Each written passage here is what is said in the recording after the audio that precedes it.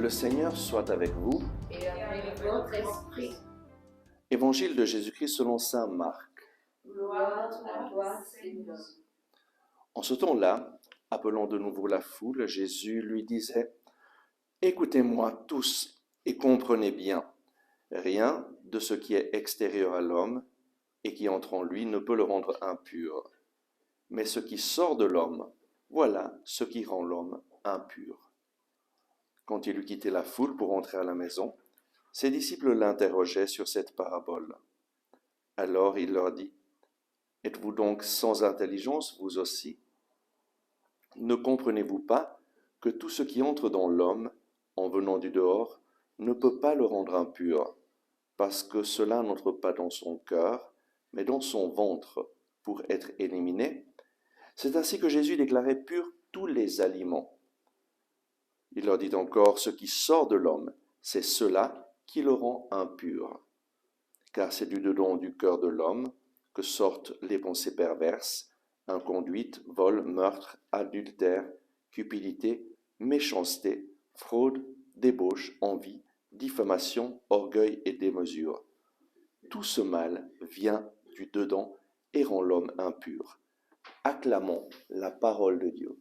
Louange à toi, Seigneur Jésus. Ce texte de l'Évangile peut surprendre notre mentalité. Il faut donc entrer dans le contexte juif de l'époque de Jésus où on regardait très fort ce qui est impur ou pur. Ce qui est impur, c'est ce qui nous sépare de Dieu.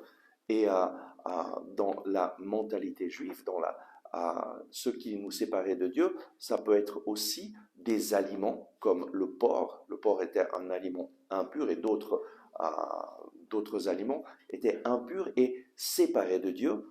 Et ce qui est pur, c'est ce qui nous unit à Dieu.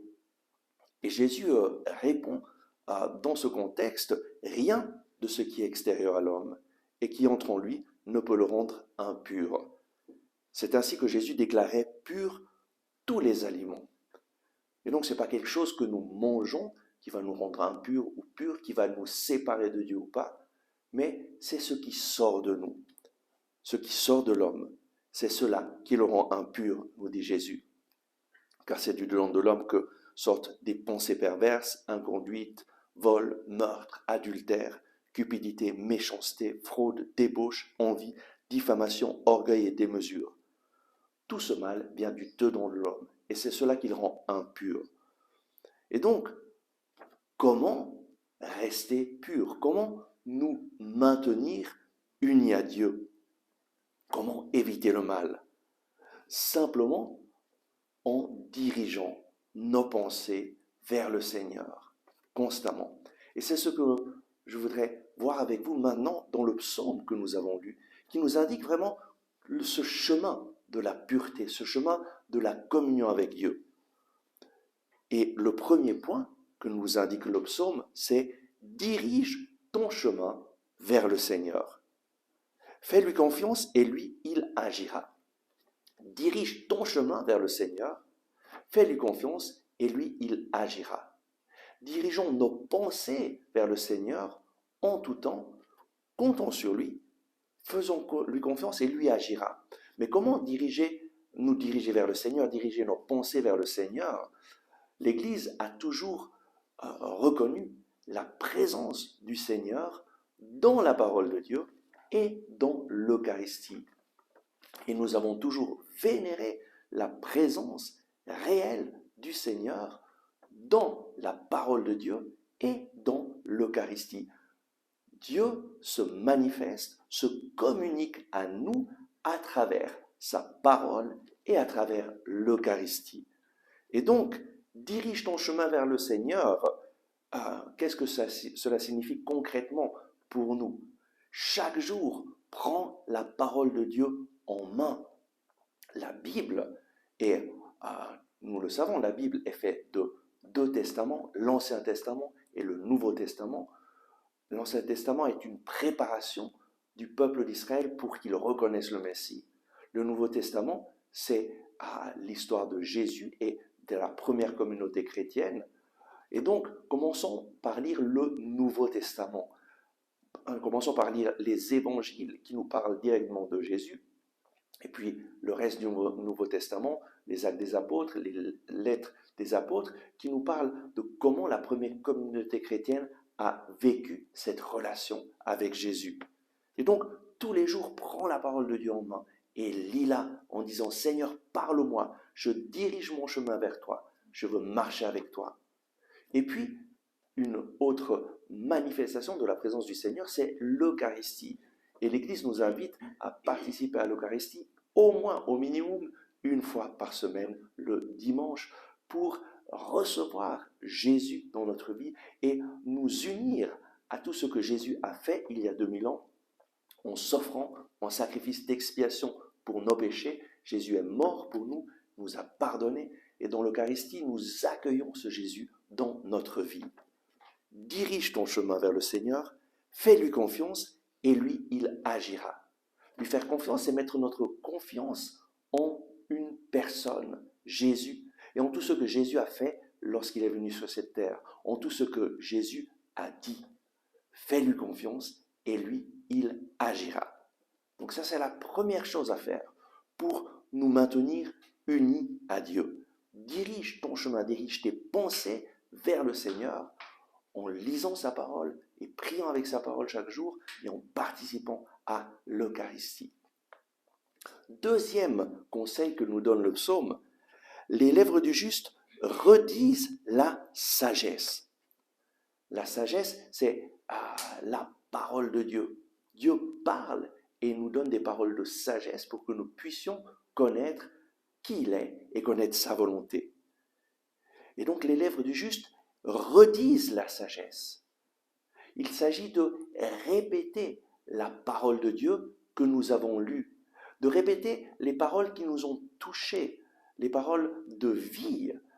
Lorsque nous lisons la Bible, il y a toujours certaines paroles qui vont nous toucher profondément et nous sentons que Dieu nous parle à travers ces paroles.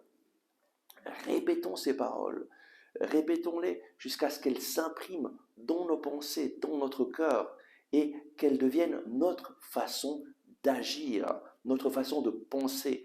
Nous avons le besoin de renouveler notre façon de penser qui a été contaminée par plein de messages qui nous sont envoyés par les mass médias, et très souvent ce sont des messages qui vont contre le bien. Eh bien, ces messages sont entrés en nous. Nous devons maintenant les remplacer par la parole de Dieu, en redisant ces paroles de sagesse, en les répétant pour qu'elles s'impriment en nous. Et alors, qu'est-ce qui va se passer? La loi de notre Dieu sera dans notre cœur. Lorsque nous répétons les paroles de Dieu qui nous ont impactés, qui nous ont touchés, ces paroles vont s'imprimer en nous et elles vont être là dans notre cœur. Lorsque nous en avons besoin, elles vont revenir à nos pensées et nous allons pouvoir avoir cette parole de Dieu à notre disposition au moment où nous en avons le plus besoin. Et troisième conseil que le psaume nous donne, le Seigneur est le salut pour les justes, leur abri au temps de la détresse. Le Seigneur les aide et les délivre. Ils cherchent en lui leur refuge. Ce conseil, c'est de proclamer notre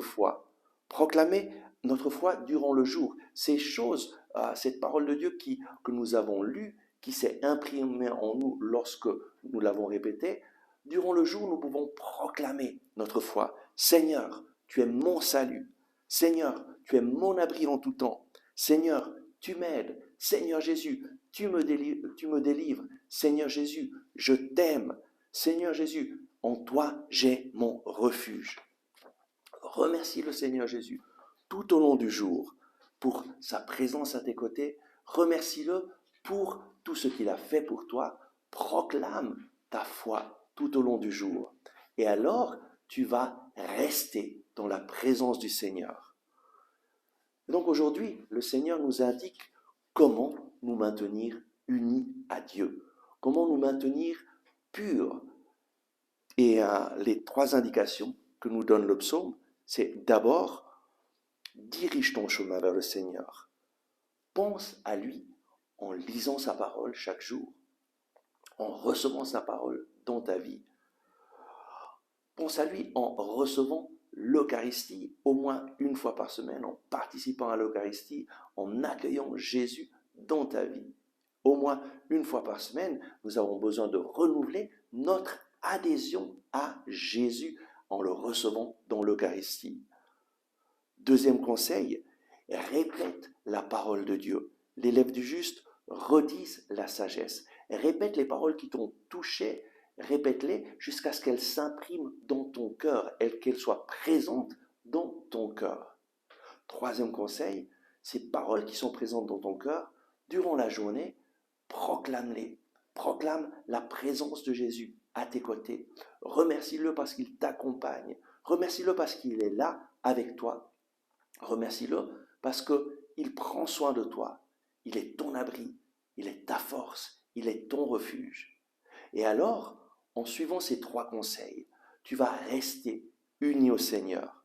Tu vas te maintenir uni au Seigneur qui va te bénir, qui va te remplir de son amour et qui va t'accompagner tout au long du jour.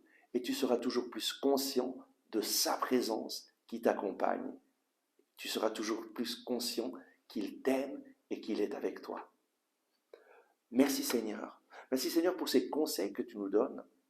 Donne-nous et donne à chacun d'entre nous cette force pour diriger nos chemins vers toi en lisant ta parole chaque jour, en consacrant chaque jour un temps pour lire ta parole et prier avec ta parole.